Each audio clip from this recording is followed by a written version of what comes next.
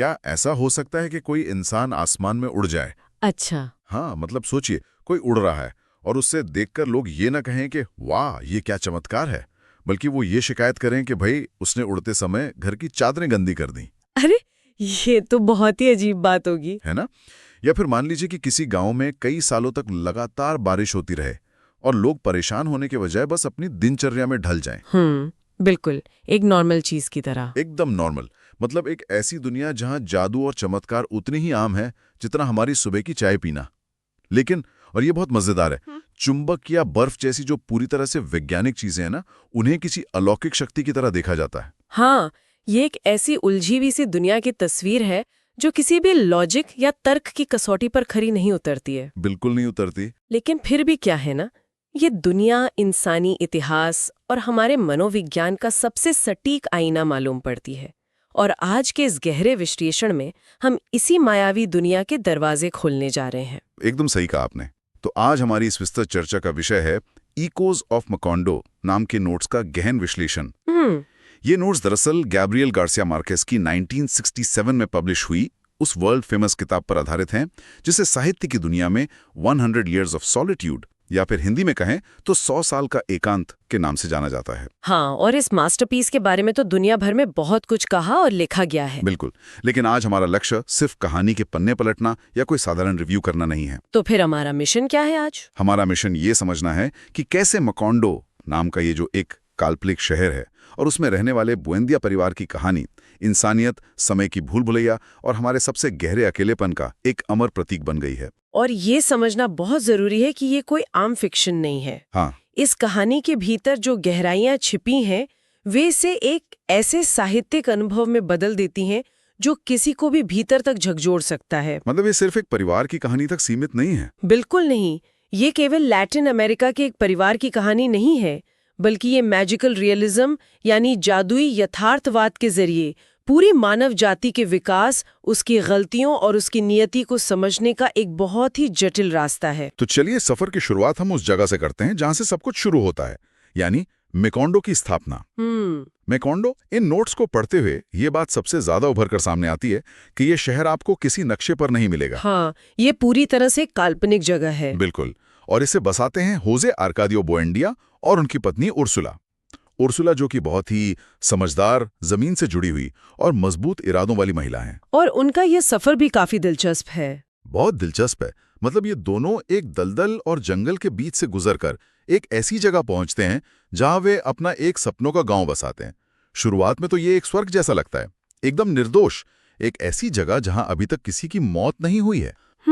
एक यूटोपिया की तरह। हाँ, लेकिन इसके बाद कहानी अचानक उस दिशा में मुड़ जाती है जिसे इस किताब की सबसे बड़ी खूबी या पहचान माना जाता है, इसका जादू, जिसे साहित्य में मैजिकल रियलिज्म का नाम दिया गया है। हाँ वही। मार्केज ने इस तकनीक को जिस तरह से इस्तेमाल किया है ना, वो इसे किसी भी नॉर्मल फैंटेसी या रहस्यमयी कहानी से पूरी तरह अलग कर देता है। वो कैसे? मतलब फैंटेसी में भी तो जादू होता ही है। होता है, लेकिन फैंटेसी में हम एक अलग ही जादुई दुनिया में जाते हैं, जैसे हैरी पॉटर या लॉर्ड ऑफ द रिंग्स हो गया। अरे हाँ, जहाँ जादू के अपने अलग नियम होते हैं। बिल्कुल, लेकिन यहाँ क्या हो रहा है कि जादू हमारे इसी रोजमर्रा की दुनिया में घुसपैठ कर चुका है। हाँ, और यही बात इस किताब को पढ़ते हुए सबसे ज्यादा चौंकाती है।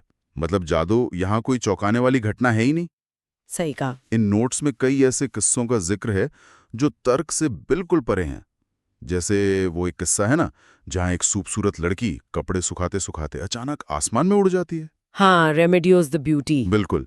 या फिर एक ऐसा समय आता है जब पूरे शहर में नींद ना आने की बीमारी फैल जाती है और लोग ये भूलने लगते हैं कि चीजों के नाम क्या हैं। और वो उन पर पर्चियां चिपकाने लगते हैं। हाँ। अगर मैं इसे एक बहुत ही मजेदार तरीके से समझाऊं तो ये कुछ ऐसा है जैसे मान लीजिए एक दिन सुबह उठकर कोई देखे कि उसके किचन में एक बड़ा सा डायनासोर चाय बना रहा है। अच्छा। और वो इंसान डरकर भागने या चिल्लाने के बजाय डाइनिंग टेबल पर आराम से बैठकर सिर्फ ये शिकायत करे कि अरे यार, तुमने चाय में चीनी बहुत कम डाली है। अरे वाह, ये एनालॉजी तो बहुत ही सटीक है ना? और यही बात मार्केज की कला का मुख्य बिंदु भी है। मैकोंडो का कोई भी किरदार इन अलौकिक घटनाओं को असामान्य नहीं मानता है। मतलब उनके लिए ये रोज की बात है। बिल्कुल। पीली तितलियों का किसी इंसान के पीछे पीछे उड़ना या मृत लोगों के भूतों का घर में आकर गपशप करना। भूता के गपशप कर रहे हैं। हाँ, ये सब उनके लिए उतना ही सामान्य है जितना हमारे लिए आज के टाइम में मोबाइल फोन इस्तेमाल करना। लेकिन यहाँ मेरे मन में एक बड़ा सवाल उठता है। क्या? मतलब कोई लेखक ऐसा क्यों करेगा? जादुई घटनाओं को इतना साधारण और नीरस क्यों बना देना? इससे तो जादू का जो एक थ्रिल है, जो रोमांच है, वही खत्म हो जाता है ना। ये बहुत अच्छा सवाल है। क्या है ना, इसके जरिए लेखक वास्तविकता बनाम कल्पना के बीच की जो दीवार है उसे पूरी तरह से गिरा देना चाहता है। अच्छा। हाँ, इसके पीछे एक बहुत गहरा मनोवैज्ञानिक और ऐतिहासिक कारण है। अगर हम इसे थोड़ा बड़े परिप्रेक्ष्य में देखें तो इंसान का स्वभाव ही ऐसा है कि वो किसी भी चीज का बहुत जल्दी आदी हो जाता है। ये बात तो है, हम नई चीजों के बहुत जल्दी अभ्यस्त हो जाते हैं। बिल्कुल। और इसके अलावा मार्केज ने इसे एक व्यंग्य के रूप में भी इस्तेमाल किया है। व्यंग्य? वो कैसे? देखिए, मकोंडो के लोग उड़ते हुए कालीनों को देखकर हैरान नहीं होते, लेकिन जब बंजारे पहली बार बर्फ का टुकड़ा या एक चुंबक लेकर गांव आते हैं तो पूरा गांव पागल हो जाता है। हाँ, वो चुंबक को जादू मानते हैं। बिल्कुल, वे विज्ञान को जादू मानते हैं और असली जादू को रोजमर्रा की बात। ये इंसानी नजरिए की उसी विडंबना को दिखाता है कि हम अक्सर असली चमत्कारों को अनदेखा कर देते हैं और साधारण चीजों के पीछे भागते रहते हैं। ये तो बहुत ही दिलचस्प नजरिया है। मतलब लेखक जानबूझकर हमारे सोचने की जो प्रक्रिया है उसको चुनौती दे रहा है। एकदम सही। वो हमें ये सोचने पर मजबूर कर रहा है कि हम सच किसे मानते हैं। और जो वास्तविकता और कल्पना के बीच की ये लकीर इतनी धुंधली हो जाती है ना, तो कहानी में जो समय है और उसके जो किरदार हैं, वे इस भूल भुलैया को और भी ज्यादा उलझा देते हैं। और वो उलझन जरूरी भी है। हाँ, क्योंकि मकोंडो हमेशा वो निर्दोष गांव तो नहीं रहता। बाहरी दुनिया धीरे धीरे इसमें घुसपैठ करने लगती है। बिल्कुल। सरकार आ जाती है, युद्ध शुरू हो जाते हैं, राजनीति होती है, और यहाँ तक कि एक विदेशी बनाना कंपनी यानी केले की कंपनी भी वहां पहुंच जाती है। और यहीं से मकोंडो का पतन शुरू होता है, बाहरी हस्तक्षेप के साथ। और यहीं से कहानी का दूसरा सबसे महत्वपूर्ण और जटिल पहलू हमारे सामने आता है, समय का चक्र। समय का चक्र? हाँ, कर्नल ऑरेलियानो बुएंदिया जैसे किरदार कहानी के केंद्र में आ जाते हैं, जो अपनी पूरी जिंदगी युद्ध लड़ने में निकाल देते हैं। हाँ, उन्होंने कुछ 32 विद्रोह किए थे ना? बिल्कुल, 32 विद्रोह किए, और ताज्जुब की बात यह है कि वे सभी में हार गए। बाप रे। लेकिन इन घटनाओं के बीच जो चीज सबसे ज्यादा ध्यान खींचती है वो ये है कि मकोंडो में समय एक सीधी रेखा में नहीं चलता। मतलब टाइम लीनियर नहीं है? नहीं, अतीत, वर्तमान और भविष्य एक दूसरे पर हावी रहते हैं, वे आपस में घुल मिल जाते हैं। अच्छा रुकिए, यहाँ मैं थोड़ा सा असहमत हूँ, या यूं कहूँ कि एक पाठक के नजरिए से अपनी एक बड़ी उलझन सामने रखना चाहता हूँ। हाँ, बताइए। इन नोट्स को गहराई से देखते हुए एक जगह पर भारी निराशा होती है। किस बात को लेकर? इस परिवार का जो फैमिली ट्री या जो वंशावली है, हाँ, वो किसी बुरे सपने से कम नहीं है। अच्छा, नामों को लेकर आप कह रहे हैं? हाँ, मतलब 7 पीढ़ियों की कहानी है और हर पीढ़ी में बच्चों के नाम बिल्कुल वही हैं। एक होजे अर्कादियो है तो उसका बेटा भी होजे अर्कादियो, पोता भी होजे अर्कादियो। एक ऑरेलियानो है तो फिर आगे ऑरेलियानो सेगुंडो आ गया, फिर ऑरेलियानो बाबुल आ गया। मतलब नामों की तो एक अंतहीन भूल भुलैया बना दी है। हाँ, ये काफी कंफ्यूजिंग लगता है। बहुत ज्यादा।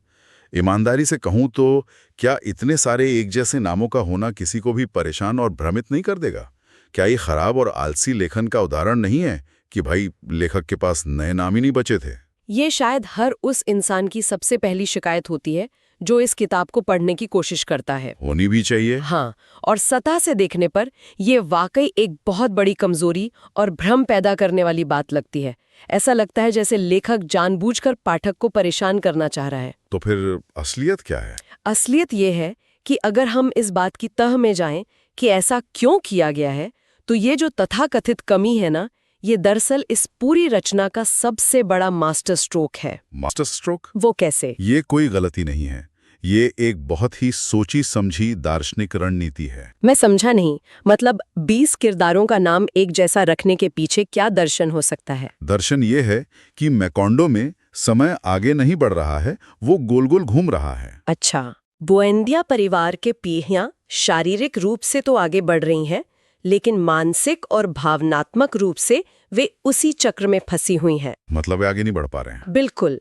परिवार की जो सबसे वयोवृद्ध महिला है, उर्सुला, जो कि 100 साल से भी ज्यादा जीती हैं, वे एक बिंदु पर आकर खुद ये बात महसूस करती हैं। उर्सुला को खुद ही एहसास होता है। हाँ, वे देखती हैं कि परिवार में जितने भी अर्काडियो नाम के पुरुष हैं, वे सभी शारीरिक रूप से विशाल हैं, आवेगी हैं और जिद्दी हैं। और जितने भी ऑरेलियनो नाम वाले हैं, वे सभी शांत हैं, अंतर्मुखी हैं और किसी न किसी सनक के शिकार हैं। ओहो, तो इसका मतलब है कि इतिहास खुद को दोहरा रहा है। बिल्कुल। मतलब नाम इसलिए नहीं दोहराए जा रहे हैं कि लेखक के पास नामों की कमी थी, बल्कि इसलिए दोहराए जा रहे हैं क्योंकि उन किरदारों का स्वभाव और उनकी जो नियति है वो बार बार लौट कर आ रही है। एकदम सही पकड़े हैं आप।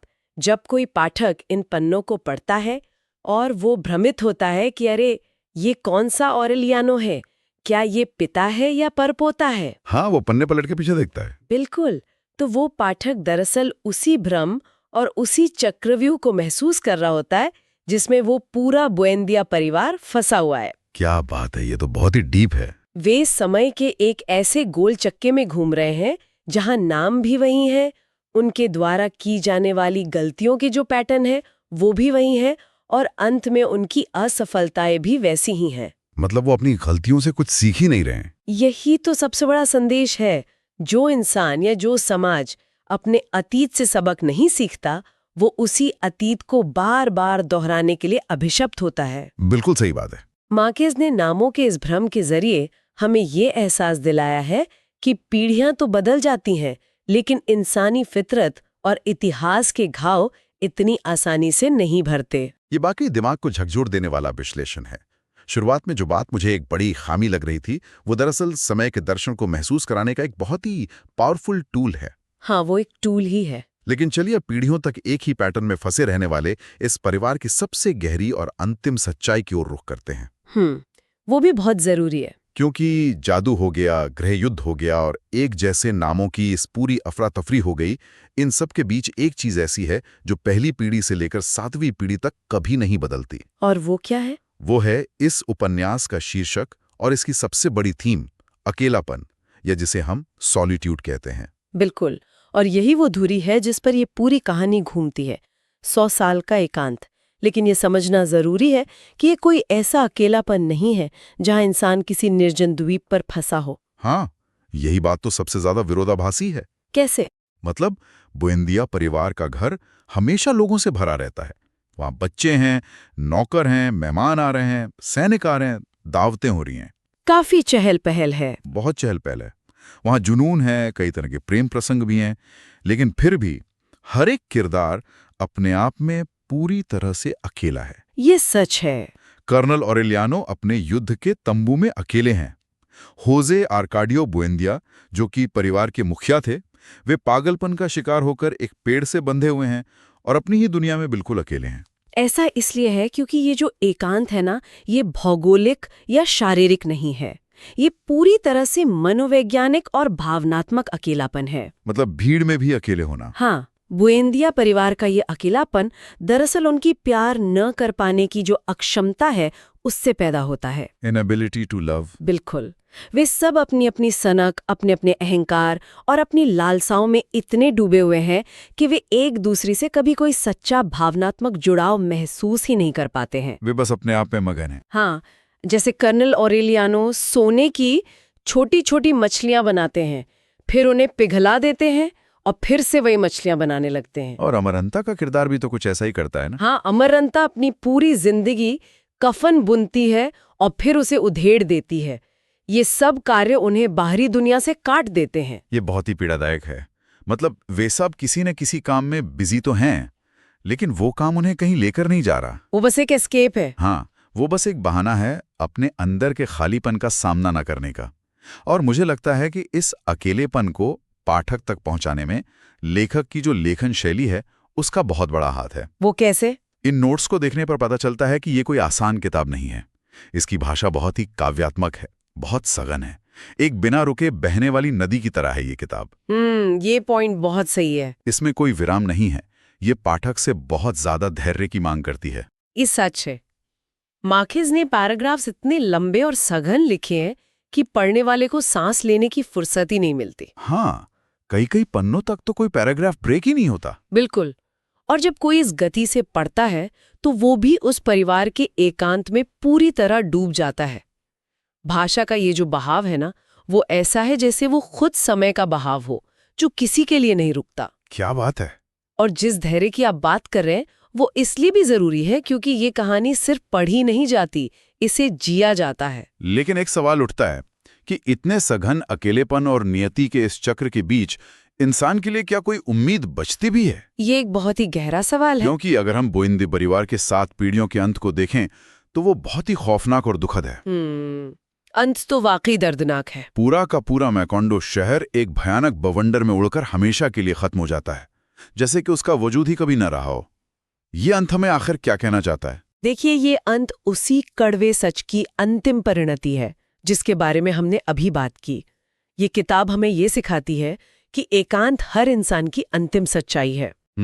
और जो समाज या जो परिवार केवल अपने ईगो में, अपने अतीत में और अपनी एकांत दुनिया में कैद रहता है, मतलब जो दूसरों से जुड़ने में विफल रहता है, वो अंततः उसी भवंडर में मिट जाता है। मतलब वो खुद को ही खत्म कर लेते हैं। बिल्कुल। मैकोंडो का विनाश केवल एक शहर का विनाश नहीं है, बल्कि ये उन सभी सभ्यताओं के पतन का प्रतीक है जो प्यार और सहानुभूति के बजाय अलगाव को चुनते हैं। अलगावी उनका अंत है। हाँ, इंसान अपने अतीत से कभी पूरी तरह बच नहीं सकता, लेकिन अगर वो उसे स्वीकार करके उससे आगे बढ़ने की कोशिश ना करे ना, तो फिर तबाही निश्चित है। ये एक बेहद ही शक्तिशाली और डरा देने वाला विचार है ना? और सच कहूं तो ये चर्चा सिर्फ एक किताब या कुछ नोट्स का विश्लेषण नहीं है, बल्कि ये इंसानी जीवन का एक बहुत बड़ा और स्पष्ट आईना है। बिल्कुल। हम आज की इस तेज तर्रार दुनिया में सोचते हैं कि हम बहुत आधुनिक हो गए हैं, हम अपने पूर्वजों से बहुत अलग हैं।